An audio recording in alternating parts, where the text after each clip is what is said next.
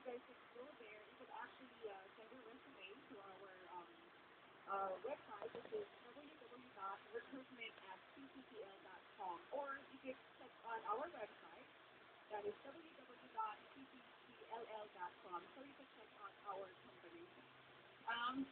Miss Jaime, meron tayong na hanging question kayo with regards dun sa mga undergraduate. Right. Qualifications include not just for graduates. Kasi their understanding if it's a call center, you should be very fluent in English, you need to be a college graduate. But what's good with our company is we are training our own call center agents. That's why we have created our own school. It's called Cyber City International School. And that is why we are also accepting undergraduates, but they should be at least 21 years old and with 3 years work experience. So, hindi naman pala kinakailangan mga kasambahay na talagang fully graduate kayo, basta yung mga willing to learn. Pasok na to. May chance po kayo sa lahat available. Para sa lahat ng trabaho. So, pero Mr. Joseph, no? Kaya meron kayong binabanggit sa akin with regards to the cyber city. What is it about?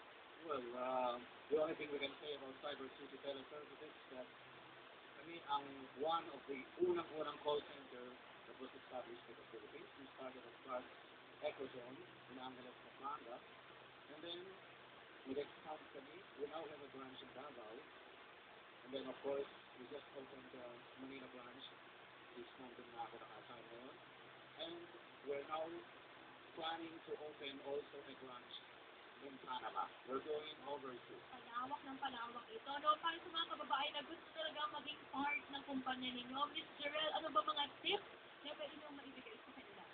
Well, first and foremost, siyempre dapat confident sila, and at the same time, yung communication skills nila dapat pinapolish yan.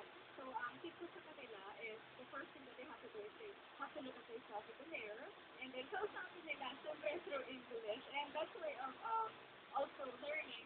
At saka, siyempre, they have to read a lot of English materials.